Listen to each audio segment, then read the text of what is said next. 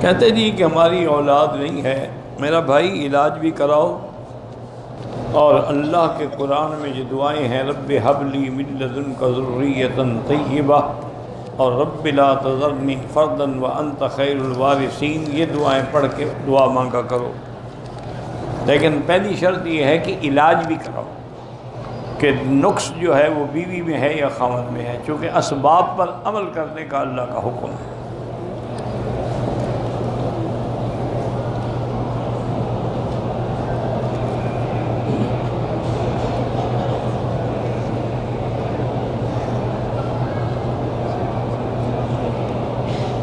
بہرحال تم نے چھپ کے سے شادی کر لیا، مجھ سے مشورہ لینے بعد میں آئے ہو شادی کر کے، تو اب میں کیا کروں یار، تم جانا، تمہارا کام جانا۔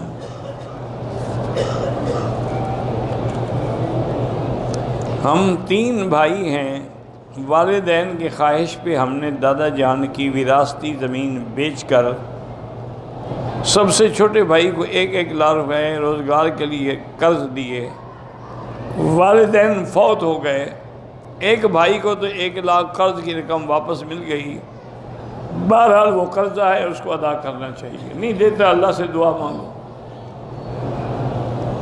بہرحال عمرے پہ ہے، عمرہ اور نیکی کا کام الگ ہے، کسی کا حقوق العباد کھانا جو ہے وہ معاف نہیں ہوتا عمرے سے، حج کر لو، عمرہ کر لو، حقوق العباد معاف نہیں ہوتے، وہ تمہیں ہر حال میں ادا کرنے۔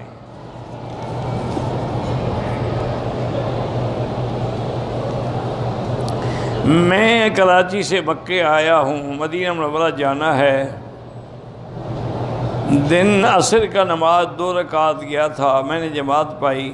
بہرحال اگر تم نے جماعت عصر کی پا لی اور امام کے پیچھے نماز شروع کی، اب تم نے 2 رکعتوں میں سلام پھیر دیا کہ میں مسافر ہوں، تو آپ کی نماز ہی نہیں ہوئی، کیونکہ آپ امام کے تابع ہو گئے تھے۔ اب آپ کو امام کے ساتھ 4 رکعت پڑھنی تھی، چاہے مسافر ہو یا مقیم ہو، اس لیے وہ نماز آپ دوبارہ پڑھیں۔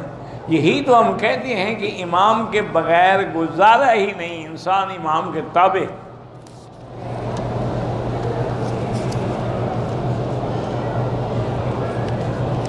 اگر ہم نے جنازے میں پہلی تکبیر کے بعد حنفی مسلک میں ثنا ہے سبحانک اللہم و بحمدک، دوسری تکبیر کے بعد درود شریف، اور تیسری تکبیر کے بعد دعا، پھر سلام۔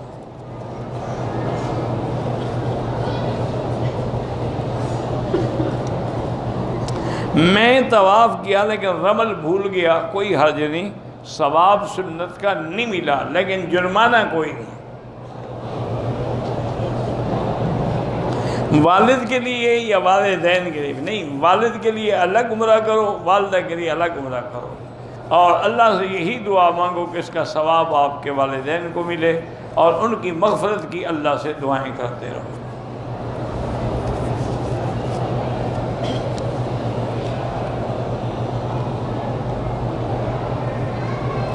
میرے گھر والے مدینے سے آئے، بیر علی سے عمرے کے لیے مکہ آئے، یہاں بیمار ہو گئے، طواف صفا نہیں کر سکے، بعد میں ٹھیک ہونے پر مسجد عائشہ سے عمرہ کیا، عمرہ تو ہو گیا لیکن دم پڑ گئی، وہ پہلا عمرہ کیوں چھوڑ دیا آپ نے؟ مسجد عائشہ جانے کی کیا ضرورت تھی، اب نیت کر کے آئے تھے، اب ایک دم ادا کریں۔ دم کا معنی ہوتا ہے ایک بکری حدود حرم میں ذبح کر کے غریبوں کو دیں۔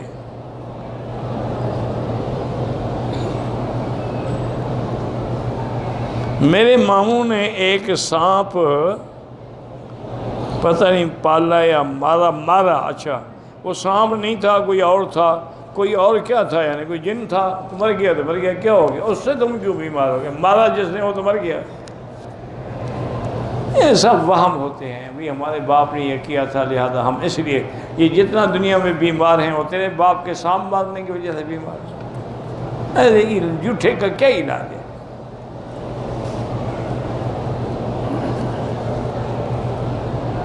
اگر کسی کی بہن یا بھائی غریب ہو تو ہم اس کو زکوٰۃ دے سکتے ہیں؟ ہاں بالکل دے سکتے ہیں، بہن کو بھی دے سکتے ہیں، بھائی کو بھی دے سکتے ہیں۔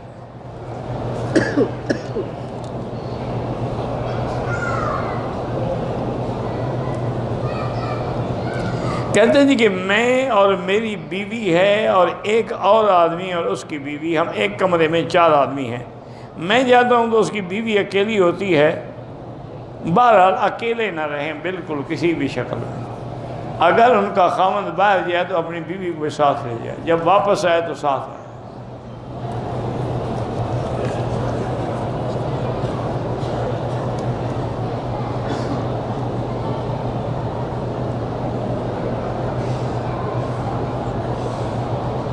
کہتے کہ مجھے جنات کا اثر تھا، میں نے چنیوٹ میں کسی عامل سے علاج کرایا، ٹھیک ہو گیا، میرے گلے میں تعویذ تھا، یہاں عمرہ کرنے آیا تو انہوں نے توڑ دیا۔ بہرحال اللہ ہدایت دے، کیونکہ ان کے نزدیک ہر تعویذ ناجائز ہے، ورنہ مسئلہ یہ ہے کہ اگر تعویذ قرآن و حدیث پہ مشتمل ہو پھر تو ٹھیک ہے، لیکن اگر قرآن و حدیث نہ ہو کوئی اور چیز ہو اس کا گلے میں ڈالنا جائز نہیں ہے۔ بہرحال اب پھر چلے جانا چنیوٹ، اس سے پھر لے لینا۔ میرے دوست نے اپنی بیوی کو ایک ہی مرتبہ کئی طلاقیں دے دی، بعد میں دوبارہ نکاح پڑھا لیا، بالکل ناجائز ہے، جب 3 طلاقیں ہو جائیں نکاح نہیں ہوتا۔ یہ عجیب بات ہے، پہلے تو ایک گناہ کرتے ہیں بھی 3 طلاقیں کٹھی دینا گناہ ہے، جیسے حمل کی حالت میں طلاق دینا گناہ ہے، حیض کی حالت میں طلاق دینا گناہ ہے، یا حیض کے بعد جو پاکی ہے اس میں اگر میاں بیوی نے جمع کیا ہے پھر بھی طلاق دینا گناہ ہے، لیکن گناہ کے علاوہ طلاق ہو جاتی ہے لیکن گناہ ہے۔ پہلے تم نے گناہ کیا کہ 3 طلاقیں نہیں، پھر ایک اور گناہ کیا کہ 3 طلاقوں کے بعد تو حلال ہی نہیں ہو سکتی، فلا تحل له من بعد حتى تنكح زوجا غیرہ، جب تک کہ وہ حلالہ نہ کرائے۔ تو یہ بالکل نکاح نہیں ہے حنفی مسلک میں، اور تمام ائمہ کے نزدیک یہ حرام ہے اور زنا ہو رہا ہے۔ توبہ کرے، اس کو کہو کسی اور مرد سے شادی کرے۔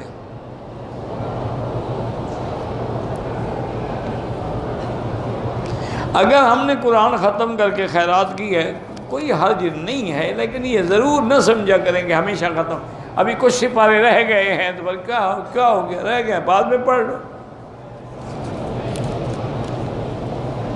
موبائل پہ جو قرآن ہوتا ہے وہ بغیر وضو کے پڑھ سکتے ہیں؟ ہاں پڑھ سکتے ہیں۔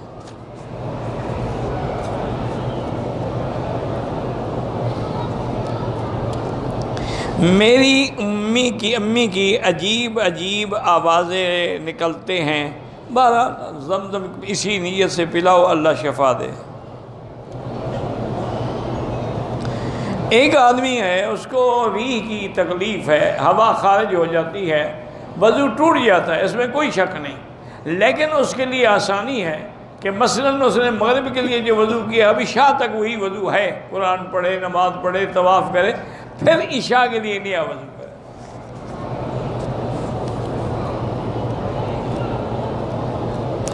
ہر طواف کے لیے جب بھی طواف کریں یا عمرہ کریں احرام دھونا ضروری ہے؟ بالکل نہیں۔ کیوں؟ عمرہ کوئی گندا کام ہے کہ احرام پلید ہو جاتا ہے کہ اب اس کو دھونے کی ضرورت پڑ گئی ہے؟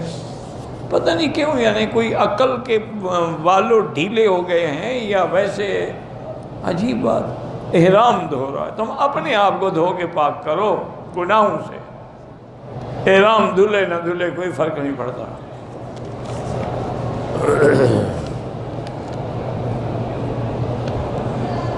آپ میرے لیے دعا کرتے ہیں تو اللہ خوش رکھے۔ پیشاب کے قطروں کی تکلیف ہے، بہرحال ایسا کریں کہ آپ انڈر ویئر رکھیں، ہر نماز کے لیے نیا وضو کریں اور اس کو دھو لیا کریں۔ آج کل تو خیر اور بھی کئی چیزیں ہیں، جیسے عورتیں حیض میں پیمپرز استعمال کرتی ہیں، یا بچوں کو پیمپر، آدمی نیچے پیمپر رکھ رہے ہیں۔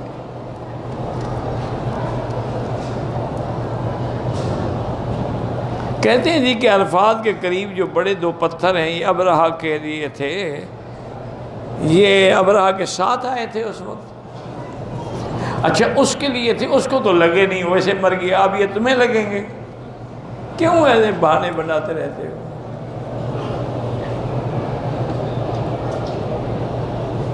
مسجد جن سے تھوڑا آگے مسجد شجرہ ہے کہ حضور نے درخت لگایا تھا، بالکل غلط بات ہے۔ علماء حق اور علماء سو میں کیا فرق ہے؟ علماء حق دین کی بات کرتے ہیں، علماء سو جو ہے وہ کھانے پینے کی بات کرتے ہیں۔ پاکستان میں عمرہ کمیٹی کا کاروبار ہے، مجھے نہیں پتا عمرہ کمیٹی کا کاروبار کیا ہوتا ہے۔ کیا کچھ دن کے ادھار پر عمرہ کیا جا سکتا ہے؟ مجھے نہیں، یعنی پیسے ادھار لیے ہیں، ہو سکتا ہے۔ عاشورہ کا روزہ سنت جو ہے وہ 2 دن ہے، 9، 10، 11، 9، 10 یا 10، 11۔ باقی 3 روزے رکھنے کی کیا ضرورت ہے؟ پورے محرم کا مہینہ روزے رکھتے رہو، منع کیا اللہ نے۔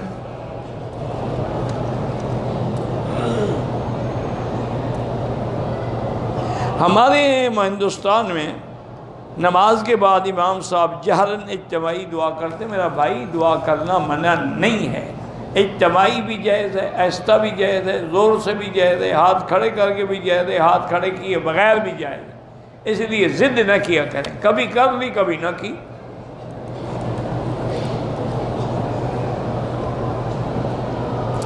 بس اور ہوٹل والے لوگ جو ہے ہمیں ناجائز تنگ کرتے ہیں تو ان کی جا کے شکایت کرو، محکمے موجود ہے۔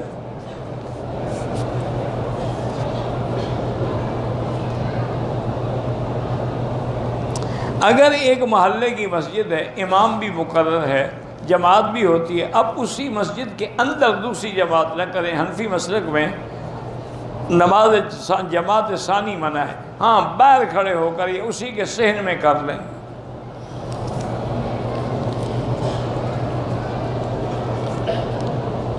اگر ہمارے آگے 4-5 صفیں خالی ہیں لیکن اگلی صفیں نظر آ رہی ہیں، نماز ہو جاتی ہے۔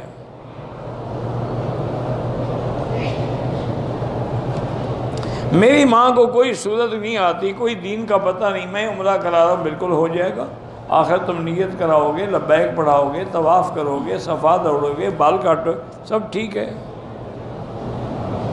رش میں اگر عورتوں کو غیر مردوں کا دھکا لگنے کا خوف ہو تو پھر حجر اسود پہ بوسہ نہ دیں، دور سے اشارہ کر لیں۔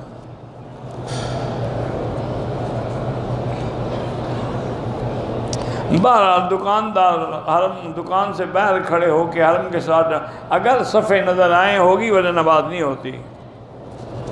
ہندوستان سے آپ کو سبھی لوگوں نے سلام کہا ہے تو میرے بھی سب کو سلام عرض کر دیں۔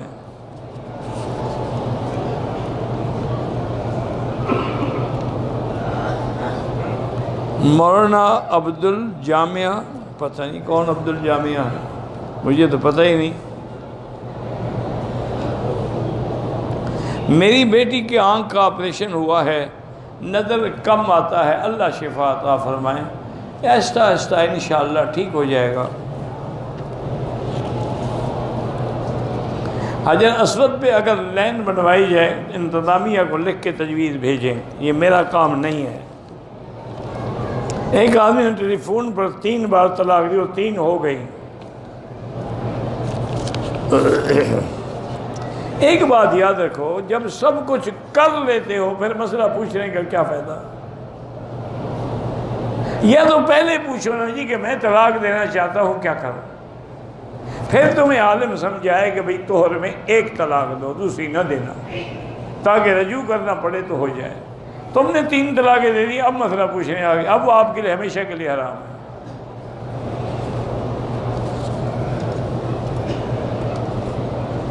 میں نے آپ کو شاید پہلے بھی بتایا تھا کہ ایک دفعہ انڈیا کا ہی کوئی آدمی تھا، بڑا پڑھا لکھا سمجھدار آدمی لگتے تھے، میاں بیوی، وہ میرے پاس آئے اور مجھے ملے، کہنے لگا جی بات یہ ہے کہ میں نے واقعی زیادتی کی ہے، میں نے غصے میں آ کے بیوی کو 3 طلاقیں دے دی ہیں،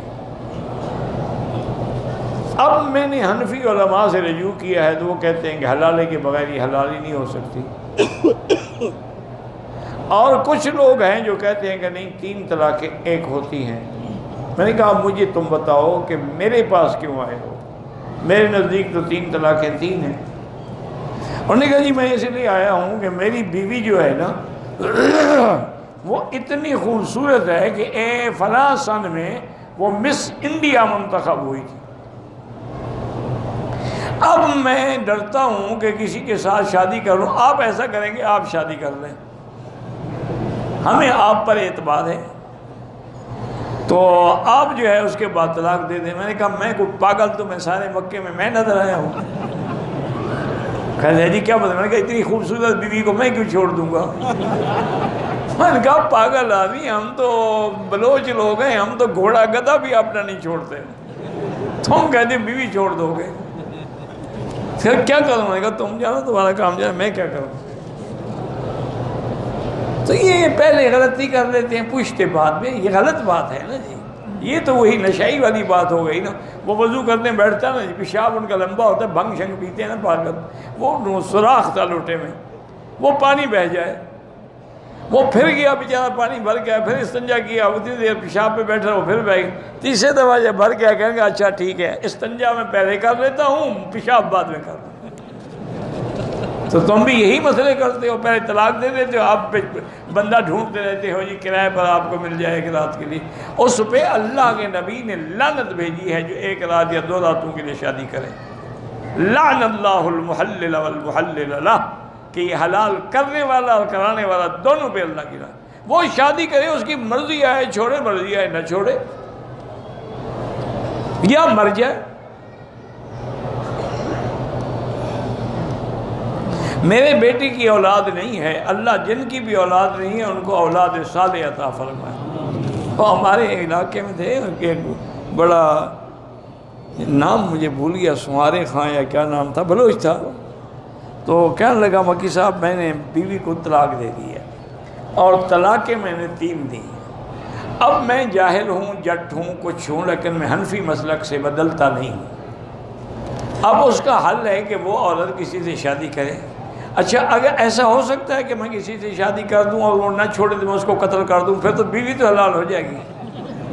میں کہا بدبخت، بیوی حلال ہو جائے گی، تم قتل کے مجرم بن جاؤ گے۔ کہتے ہاں یہ مسئلہ بھی مشکل ہے۔ میری 4 بیٹیاں ہیں، اللہ بیٹا بھی عطا فرمائے۔ میرا بھائی بیٹیاں بھی اللہ کی نعمت ہے، بیٹیاں نہ ہوتی تو ہم کہاں سے پیدا ہوتے۔ 2 افراد کاروبار کرتے ہیں، ایک پیسے لگاتا ہے، ایک محنت کرتا ہے، نفع نقصان بالکل جائز ہے۔ ایک آدھ بچہ ہے، اس کی بیماری ہے، 8 سال کا ہے، شوگر، اللہ شفا عطا فرمائے۔ اب تو یعنی یہ ہم قیامت کی علامات ہیں کہ 8 سال کا بچہ اس کو شوگر ہے، ورنہ ہم پہلے دور میں تو کبھی یہ سنتے بھی نہیں تھے۔ انا للہ و انا الیہ راجعون۔ مسلمانوں پر ہندوستان میں ظلم ہوتا ہے، اللہ پاک مسلمانوں کی مدد کرے اور اللہ تبارک و تعالی ظالموں پر اپنا قہر نازل فرمائے۔ حرم میں عورت نماز جنازہ پڑھ سکتی ہے، میرا بھائی جب فرض پڑھ سکتی ہے اب جنازہ کیوں نہیں پڑھ سکتی؟ عمرے کے طواف میں عورت چہرہ کھلا نہ رکھے، آگے کپڑا لٹکا دے۔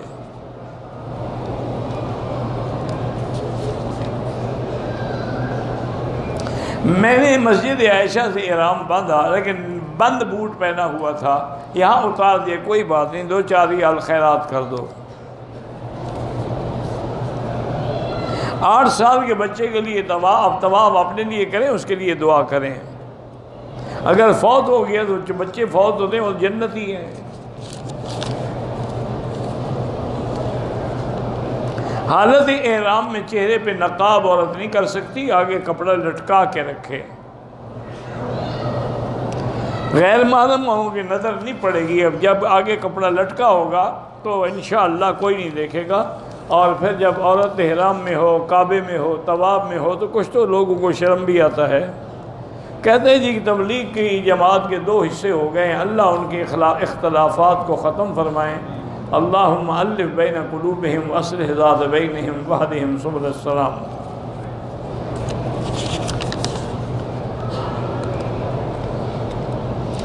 میں نے تہجد پڑھنے کی نیت سے وتر نہیں پڑھا، رات کو تہجد کے ساتھ پڑھنا تھا، آنکھ کھلی تو فجر ہو رہی تھی، 2 رکعت تہجد پڑھی، پھر وتر پڑھی، پھر اس کے فجر کی جب اذان ہو گئی تھی تو پھر کون سی تم نے تہجد وتر پڑھی؟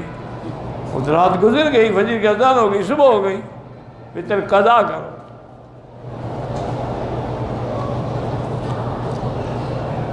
میرا دوست ہے مجھے عرس پہ جانے کے لیے کہہ رہا ہے، حضرت موسیٰ زئی رحمۃ اللہ علیہ کی مزار پہ، عرس پہ نہ جائیں، جانا ہو تو آگے پیچھے چلے جانا۔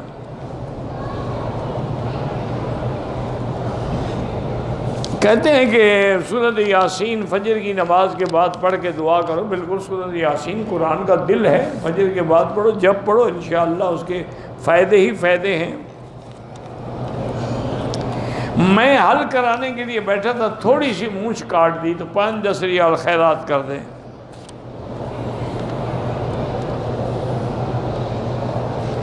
صفا سے مروہ تک 7 چکر ہیں. صفا سے مروہ، مروہ سے صفا. ہر دفعہ دعا مانگیں، ہاں دعا مانگیں، دعا قبول ہوتی ہے، صفا پر بھی اور مروہ پر بھی. صفا ختم کرنے کے بعد مروہ پہ 2 رکعت پڑھنے کا کوئی حکم نہیں ہے.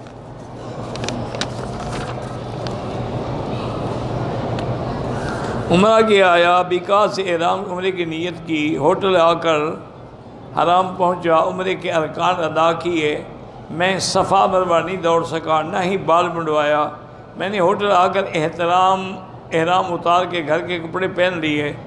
بعد میں دوسرے دن مجھے پتہ چلا کہ صفا دوڑنی ہے، ورنہ عمرہ ادا نہیں ہوگا، اور سائی بھی عمرے کے ارکانوں میں سے ایک ضروری رکن ہے. پھر پتہ چلنے پر میں نے دوبارہ 25 اکتوبر کو ایسا مسجد سے میرا بھائی پہلا عمرہ تو تم نے برباد کر دیا نا، اس میں صفا مروہ دوڑے ہی نہیں، کپڑے پہن لیے، وہ تم پر دم پڑ گئی. دوسرا عمرہ تم نے کیا مسجد عائشہ، تو الگ چیز ہے.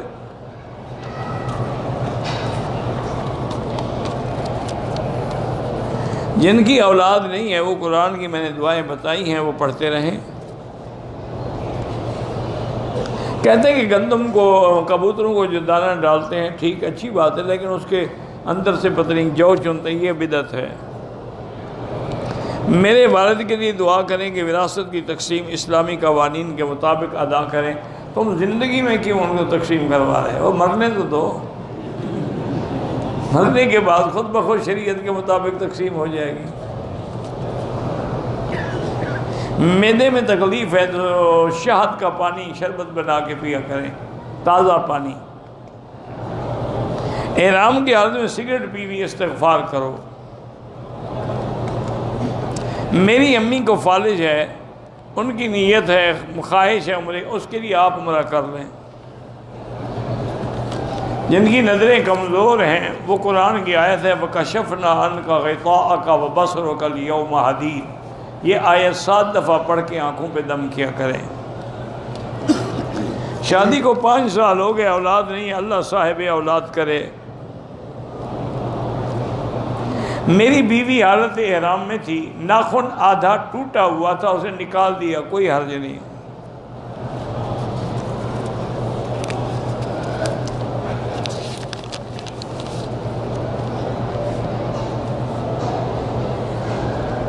جس شخص نے نماز پڑھی اور فاتحہ نہ پڑھی، بالکل ٹھیک ہے، ہم بھی کہتے ہیں اس کی نماز نہیں ہوتی، لیکن کچھ یہ سارے اکٹھے ہو کے مجھے کوئی نماز ڈھونڈ کے بتاؤ جس میں فاتحہ نہ ہو، پھر میں مسئلہ سمجھاؤں گا.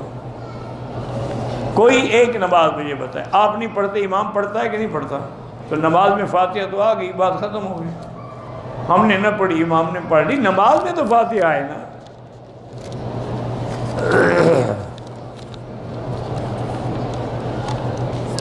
دوران نماز اگر وضو ٹوٹ جائے چھوڑ دیں، نماز کیسے ہوگی بغیر وضو؟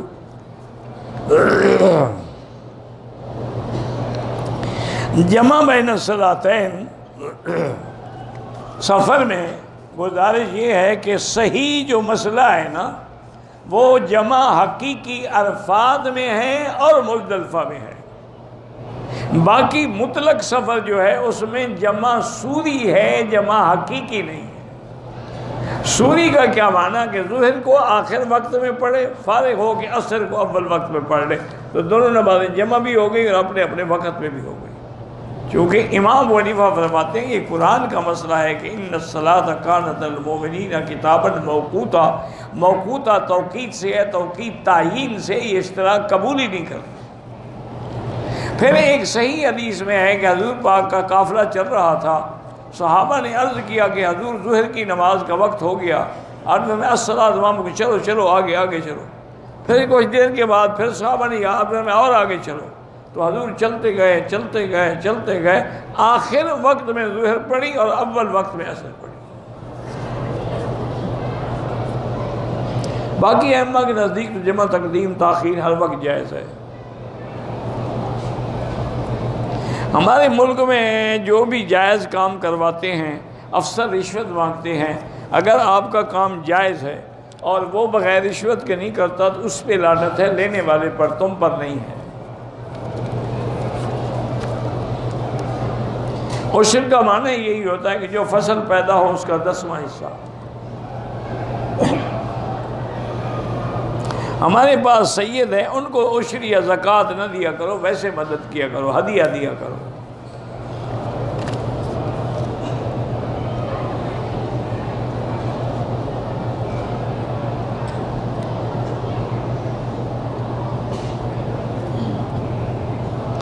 بہرحال اگر آپ کے والد نے آپ کی بیوی سے نعوذ باللہ زنا کیا ہے یا اس کو شہوت سے ہاتھ لگایا، گلے لگایا، تو آپ پر ہمیشہ گلی حرام ہوگی۔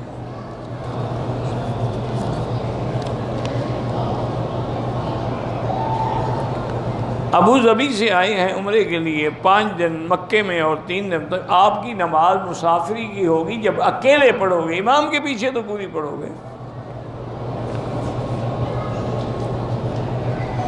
میں حرام کی کمائی کرتا رہا، گھر والوں کو بھی کھلاتا رہا۔ بہرحال اب آپ نے توبہ کر لی، اللہ توبہ قبول فرمائے۔ اندازہ کرو کہ کتنا حرام کھایا، اتنا پیسے نکال کے خیرات کرتے رہو، آہستہ آہستہ نکالتے رہو۔ میں عمرے کے لیے آیا ہوں، بڑی کوشش کر رہا ہوں لیکن رونا نہیں آیا، تو کوئی حرج نہیں۔ حضور نے فرمایا رونا نہ آئے اِلَّمْ تَبْكُوا فَتَبَاكُوا، رونے والی شکل بنا لیا کرو۔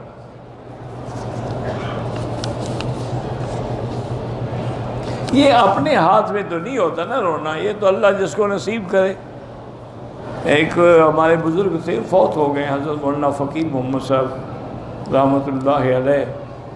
اللہ کی شان ہے، اتنی ان پہ رقت کا اثر تھا کہ جب بھی ہاتھ اٹھا لیں دعا کے لیے بس فوراً رونا شروع، اور داڑھی بھیگ جاتی روتے روتے۔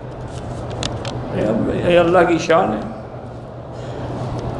ہر طواف کے بعد 2 رکعت واجب پڑھیں، اگر 2-3 طواف اکٹھے کر کے بعد میں پڑھے وہ بھی جائز ہے۔ مولانا عبد الکریم ندیم صاحب، اچھا اللہ ان کو خوش رکھے، ہمارے بالکل عزیزوں کی طرح ہیں، ماشاءاللہ بڑے اچھے خطیب ہیں۔ اگر عورت کو حیض کا داغ لگا لیکن آیا نہیں حیض تو تسلی کر لے، کپاس رکھ لے، اگر 100% یقین ہو کہ نہیں آیا ہے تو پھر نماز پڑھ سکتے۔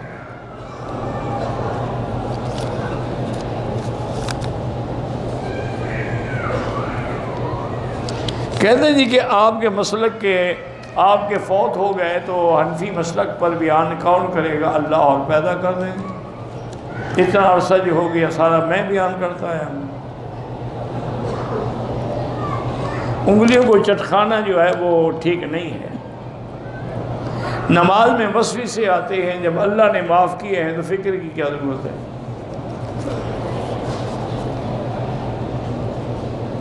عورت جوڑے کی حالت میں یعنی جوڑا بنا کے ہاں نماز پڑھ سکتی ہے۔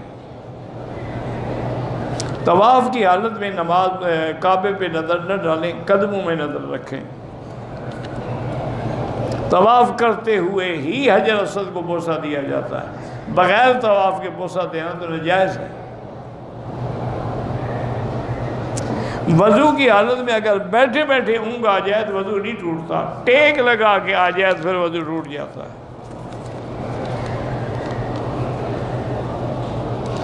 اگر کوئی آدمی کہہ دیتا ہے کہ جی یہاں کا کھانا اچھا ہے، اس کی معنی توہین کرنا نہیں ہوتا، حالات ہیں۔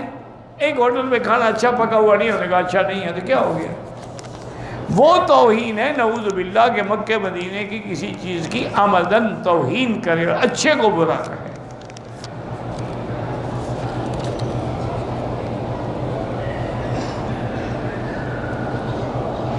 اگر احرام باندھا ہوا ہے، ہم دور سے آئے ہیں، تھکے ہوئے ہیں، تو احرام کھول کے غسل کر سکتے ہیں، کر سکتے ہیں، کوئی حرج نہیں۔ بال خود نہ توڑیں، کوئی ٹوٹ گیا تو ٹوٹ گیا، لیکن خوشبو والا صابن نہ ہو۔ صفا مروہ کے بعد 2 رکعت پڑھنا ضروری نہیں ہے۔ بہرحال عورتیں پڑھتی ہیں تو عورتوں کا کیا ہے، عورت جو کچھ کسی کو دیکھے گی وہ کرے گی۔ حضور پاک نے نہیں پڑھی صفا مروا دوڑنے کے بعد 2 رکعت، نہ صحابہ نے پڑھی۔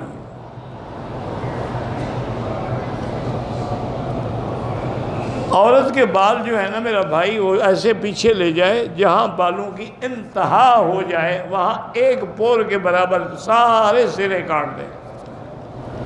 یوں چٹیاں پکڑ کے کاٹنا جو ہے وہ ناجائز ہے۔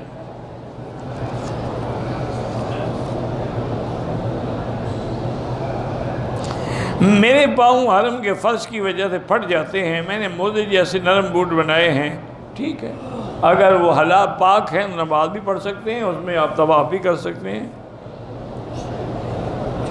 احرام کی حالت میں بیگ میں صابن پڑا تھا، ہاتھ لگ گیا، کچھ نہیں ہوتا۔ طواف کے دوران عورت کے جسم سے لگنا جو ہے آمدن اگر ہے، نعوذ باللہ، تو توبہ کرو، کہیں اللہ پاک کی پکڑ نہ آ جائے۔ اگر ویسے کوئی دھکا لگ گیا تو اللہ جانتا ہے نیتوں کو، انشاءاللہ پھر گناہ نہیں ہوگا۔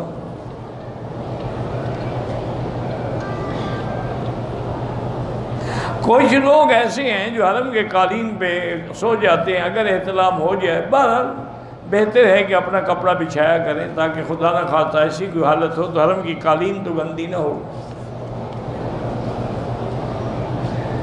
تبلیغ کے اندر زیادہ ثواب ہے، کیونکہ جب آپ دین کے لیے نکلتے ہیں تو اس کا ثواب زیادہ ہوتا ہے۔ ہمیشہ آنسو، اب دیکھیں نا کہ حرم میں ایک عمل کا 1 لاکھ ہے، لیکن جب پیدل حج پہ جاؤ تو ہر قدم پہ حرم کی 700 نیکیاں ملتی ہیں، یعنی 1 لاکھ کو 700 طرف دو تو کتنا بنے گا؟ تو صاف بات ہے کہ جب دین کے لیے نکلو گے تو ثواب زیادہ ہوگا۔ ایک چیز کو نقد 100 روپے میں اور مہینے کے ادھار پہ 110 میں، وہ جائز ہے۔ ہمارے علاقے میں یہ رواج ہے کہ جب کوئی مر جاتا ہے تو کھجوریں تقسیم کرتے ہیں اور تیسرے دن حلوہ پکا کے کھلاتے ہیں کہ اچھا ہوا کہ جان چھوٹ گئی، نکل گیا، خوشی مناتے ہیں۔ میٹھا تو تب ہی کھایا جاتا ہے نا۔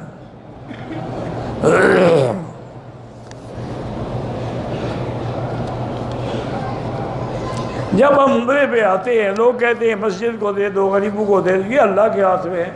اگر اللہ نے عمرہ لکھا ہے تو آپ آئیں گے، کوئی روک ہی نہیں سکتا۔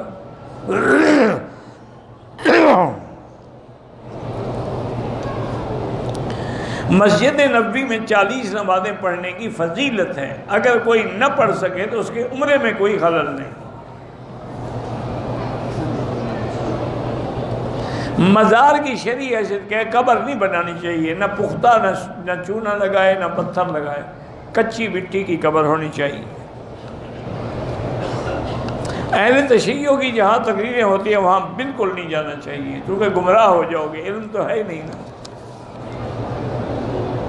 عورت حیض کی حالت میں مسجد آ سکتی ہے؟ نہیں آ سکتی ہے۔ کسی شیعہ لڑکی سے نکاح نہ کریں تو بہتر ہے، تاکہ بعد میں اختلاف پیدا ہوتے ہیں۔ انڈر ویئر نکالنا بھول گیا، احرام عمرہ کر دیا تو دم دینا پڑے گا، بالکل دینا پڑے گا۔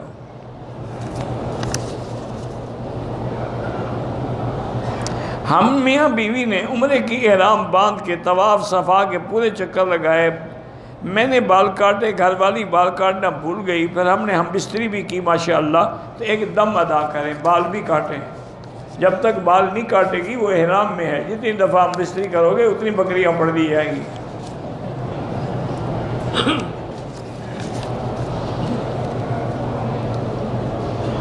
ایک عمرہ ہو گیا، دوسرے کرنے کا ارادہ ہے، مسجد عائشہ سے کر لو، جیرانہ سے کر لو۔ پیروں میں بہت درد ہے، زمزم پی کے دعا کرو۔ مکے مدینے میں لوگ عورتوں سے بدتمیزی سے پیش آتے ہیں، مجھے تو نہیں پتا کہ کیوں ایسا کرتے ہیں، کوئی وجہ ہوگی، ایسے کوئی پاگل تو نہیں ہو گیا۔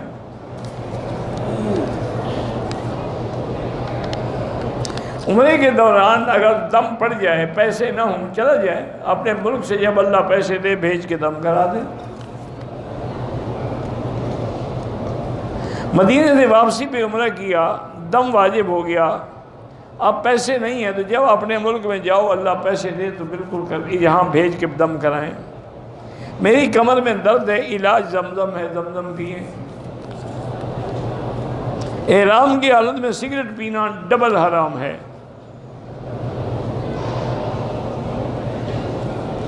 حضرت مولانا حسین مدنی رحمۃ اللہ علیہ، نہیں میں نے زمانہ ان کا نہیں دیکھا، نہ میں نے زیارت کی ہے۔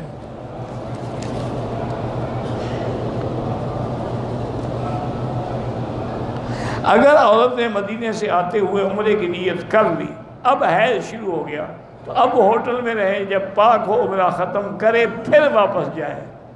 اگر ڈیٹ قریب ہے تو تاریخ آگے کرا لے، ٹکٹ کی جا کے تاریخ بڑھا لے۔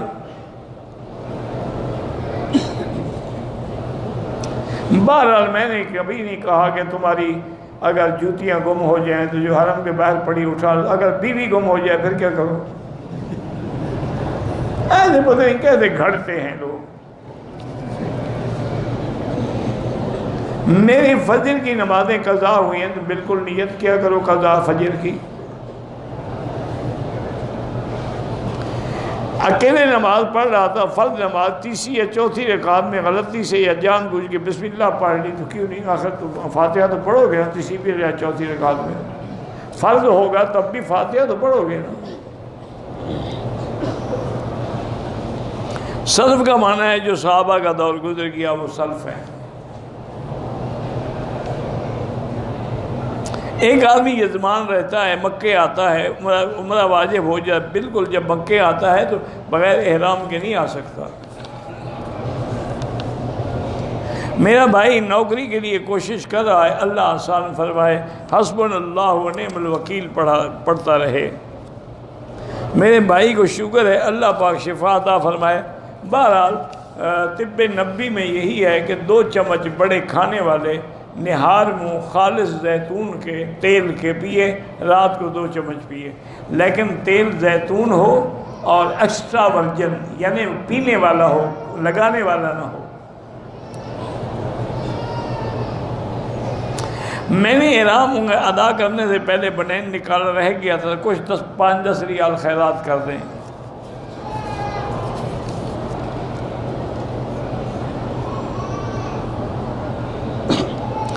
جہاز میں آئے، جہاز والے نے کہا کہ وضو کی جگہ بھی نہیں ہے اور جگہ بھی نہیں ہے، تو ہم نے تیمم کر کے نماز، تیمم کس چیز سے کیا؟ مٹی تھی، انہوں نے مٹی دی تھی آپ کو کہ پانی نہیں ہے مٹی قبول فرمائے تیمم کے لیے؟ اللہ کے بندے پتہ نہیں کس چیز پہ تھے، سیٹوں پہ تیمم کیا۔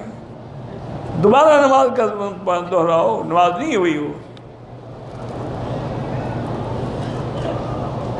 عمرہ کیا طائف کی میقات سے، وہ بالکل بڑا میقات ہے، اس کا بڑا ثواب ہے۔ اگر داڑھی نہ ہو تو بہرحال ایک حدیث میں ہے کہ حضور نے منہ پھیر لیا تھا۔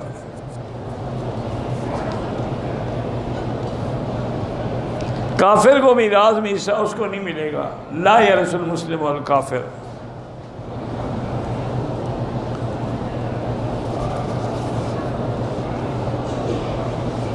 ایک آدمی الٹی آ رہی تھی، اس کا پیشاب بھی نکل گیا، بہرحال تو اس کا وضو ختم ہو گیا، دوبارہ وضو کرے، وضو کر کے پھر نمازیں پڑھے اور عمرہ کرے۔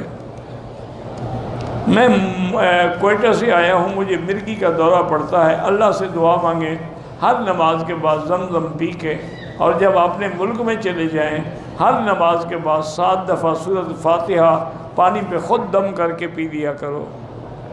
بیوی کو زکوٰۃ دے سکتے ہیں نہیں دے سکتے، اس کا تو خرچہ تیرے ذمہ واجب ہے، زکوٰۃ کا کیا مطلب؟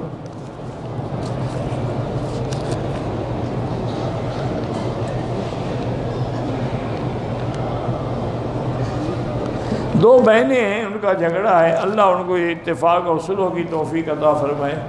یا لطیف ہو یا ودود، اللہ کے نام پڑھ کے دعا کیا کریں۔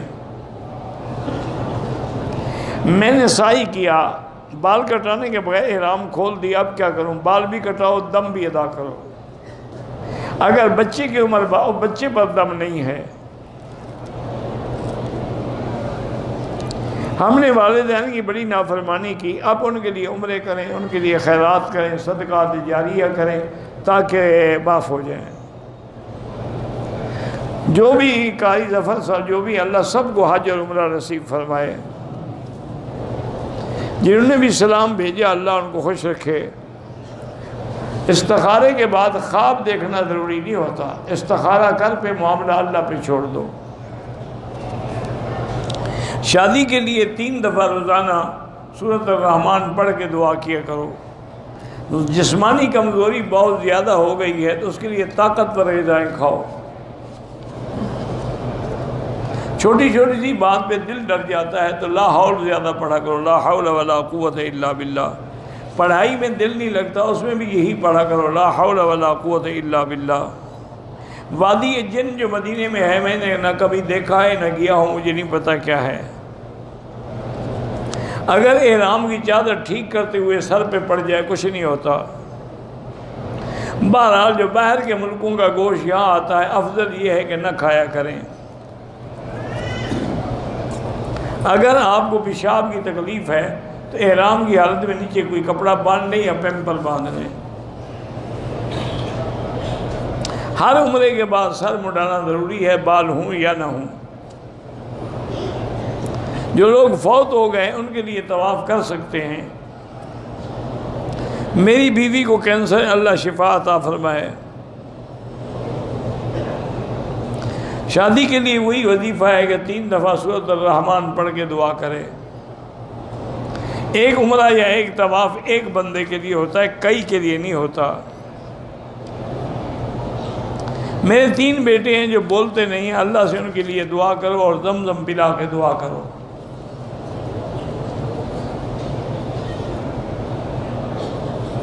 ہماری فیکٹری کی مسجد میں امام صاحب جو ہیں فجر کی نماز کے بعد اور مغرب کے بعد لاؤڈ سپیکر پہ تلاوت کرتے ہیں، کوئی حرج نہیں، اچھی بات ہے، جتنے لوگ قرآن سنیں گے تمہیں کیا تکلیف ہے؟ ایئرپورٹ سے 5 لیٹر پانی کی اجازت ہے تو زیادہ پانی آپ کارگو کے ذریعے بھیج دیں۔ نماز پڑھتے ہوئے کعبے پہ نظر نہ ڈالیں، سجدے کی جگہ پہ نظر ڈالیں۔